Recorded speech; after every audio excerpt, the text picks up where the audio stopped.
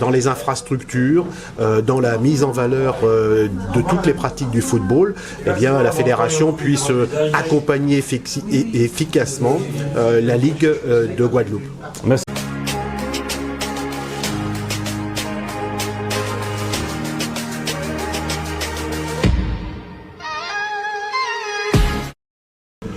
L'objectif, c'est d'aller au plus près de la réalité du football guadeloupéen, de voir ses forces, parce que c'est un football qui a apporté beaucoup à la France, à ses sélections nationales, et de voir aussi ses fragilités, et de voir comment la fédération peut l'aider à poursuivre son développement. C'est pour ça que je suis venu ici, pour visiter les installations, pour voir les élus, pour faire en sorte de poser les bases d'un développement futur radieux pour la Guadeloupe.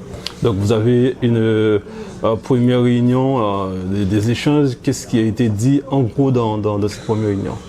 C'est très important de voir effectivement les élus et ici à la région c'est très important parce que ce sont les investissements dans les infrastructures, dans les terrains, dans les vestiaires, dans les éclairages. C'est donc la pratique du football qui se joue dans ce partenariat entre la fédération, la ligue et les collectivités locales qui sont les principaux financeurs du sport en France et tout particulièrement du football.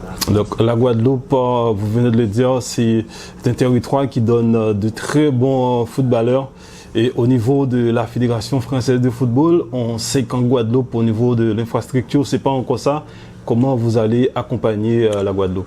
Je pense qu'effectivement, mon rôle, moi, en tant que président de la fédération, c'est de faire en sorte que les services de la fédération d'abord se mettent au service de leur ligue, en ingénierie, pour accompagner des projets qui sont parfois complexes. Mais ça peut être aussi un accompagnement financier, puisque nous sommes la seule fédération qui disposons d'un fonds d'aide au football amateur, qui permet à la fédération d'allouer des sommes pour accompagner les investissements réalisés par les collectivités locales. Et chaque fois qu'il y a un bon projet, eh bien, la fédération accompagne financièrement ces projets pour qu'ils puissent sortir de terre. Qu'est-ce que la Guadeloupe peut attendre de votre visite? Je pense que ma visite, elle vise encore une fois à faire que sportivement, dans les infrastructures, dans la mise en valeur de toutes les pratiques du football, eh bien, la fédération puisse accompagner efficacement la Ligue de Guadeloupe. Nous avons fait le tour un peu de la situation du football en Guadeloupe, la situation des infrastructures de football dans les communes. Avec le président Ortron, on a fait un peu un bilan des actions que la région a menées avec la Ligue de football, notamment le contrat d'objectifs que nous avons mis en place depuis tantôt avec la Ligue de football, le CERFA que nous avons voulu que nous finançons et aussi le contrat du jeune éducateur que nous avons mis en place avec la Ligue de football. Donc ce qui était important pour nous, c'est de dire au président que nous souhaiterions quand même qu'il y ait une plus grande attention au développement du football en Guadeloupe. Par exemple, c'est pas normal, je lui disais, qu'on n'ait jamais vu l'équipe de France en Guadeloupe, quels que soient les espoirs, l'équipe A ou l'équipe féminine.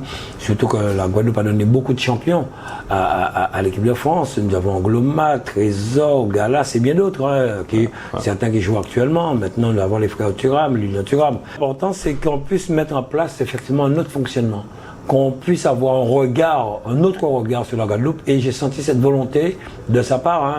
Il est là, il n'y a pas trop longtemps, il est déjà venu en Guadeloupe, il va visiter le stade de Bémaro, les travaux que nous faisons à Petit-Bourg, il va visiter à Marie-Galante, donc il veut effectivement toucher du doigt la situation. Et il nous a fait part aussi des financements qui existent, l'accompagnement de la Fédération française de football en matière d'investissement pour équiper effectivement les stades, équiper les clubs. Donc je pense que c'est une très très bonne chose pour nous à ce niveau-là. J'ai parlé du statut du joueur fédéral aussi, on en a discuté. Ouais. C'est pas l'entraîneur fédéral, le statut du joueur fédéral que nous finançons, que nous avons mis en place avec la Ligue pour les clubs de la Guadeloupe. Donc je pense qu'effectivement nous sommes sur la bonne voie. Les choses avancent, on le voit, il y a une nouvelle émulation en matière de football. Ce qui est important, c'est que nous puissions aujourd'hui permettre à plus de jeunes d'embrasser, pourquoi pas, une carrière de footballeur professionnel. À l'époque, nous n'avions pas autant d'infrastructures. Et nous avons plusieurs jeunes Guadeloupéens qui sont partis dans les clubs pro. Ouais. Aujourd'hui que nous sommes dotés, les jeunes sont dotés, il faudrait maintenant qu'on puisse accompagner ces jeunes, chose que nous faisons déjà en matière d'aide quand le jeune est dans une fédération ou une ligue au niveau national, mais que nous puissions permettre à nos jeunes de pouvoir embrasser une carrière professionnelle. On a de jeunes talents en Guadeloupe, moi je suis prêt à les accompagner, on le fait, vous avez vu en matière d'infrastructures sportives, tout ce que nous faisons actuellement sur la Guadeloupe, Marie-Galante, Port-Louis, Morne-à-l'Eau, la ville des Abîmes, que nous accompagnons, le stade en chantier pour plus de 2,4 millions, je crois, de subventions. Nous avons Petit-Beau, nous avons Bouillante, Lamentin, donc voilà, nous avons fini Trois-Rivières. La région a investi énormément en matière de sport. Et quand le président d'Artois lui en a parlé, il a été effectivement très étonné de l'énormité un peu du travail réalisé par la région. Donc je sais que vous êtes un passionné du sport, un passionné du football. Il y a une échéance qui arrive pour la sélection de la Guadeloupe qui est dans la Ligue 1.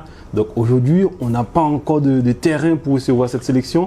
Donc comment la région va accompagner la région est prête, on en a parlé effectivement. Il nous faut un stade régional en Guadeloupe. Le stade, il répond aux normes internationales pour des matchs de grande qualité, finale de la Coupe de la Guadeloupe, la Coupe de France, pour la sélection, pour les jeunes, les finales aussi. Mais il faut aussi qu'on ait le terrain.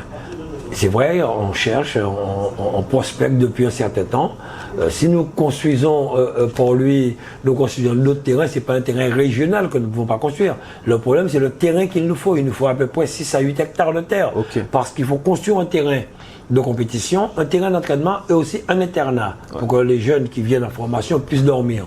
Parce que ces jeunes prendront des cours aussi, il faut des salles de classe, parce qu'on a le CERFA. Donc nous sommes prêts, mais vous savez comment ça se passe. Nous avons des terrains qui sont agricoles et il faut déclasser, il faut trouver d'autres terrains pour avoir l'équilibre. Nous sommes en train de chercher et nous attendons. Merci beaucoup, Président. Mais la région est prête à accompagner, à construire un terrain régional en Guadeloupe. C'est-à-dire, depuis plusieurs mois, nous avons eu l'occasion, au nom de la Ligue guadeloupéenne de football, d'inviter le président Diallo à venir voir les problématiques nous rencontrer. Donc il est arrivé aujourd'hui, donc première réunion de travail avec le président de région, demain le président du département, ça va s'enchaîner jusqu'à vendredi. L'objectif pour nous, c'est qu'il touche aux réalités du football guadeloupéen, afin que nous continuions à travailler en ce sens pour promouvoir la jeunesse guadeloupéenne et pour que notre football soit encore mieux reconnu et encore mieux accompagné par la fédération. Donc demain, il va visiter le Pôle Espoir? Demain, il visite le Pôle Espoir, il visite le CERFA, il rencontre la rectrice, parce que nous avons plusieurs sections sportives, même qui vont ouvrir à la rentrée 2024. Et il aura aussi l'occasion de saluer la directrice du CREP. C'est bien entendu aussi des infrastructures telles que le terrain des Abîmes qui va être mis en travaux, et comme la fédération va accompagner sur ce projet-là, donc il verra réellement là où la fédération a pris des décisions pour un meilleur devenir du football guadeloupéen.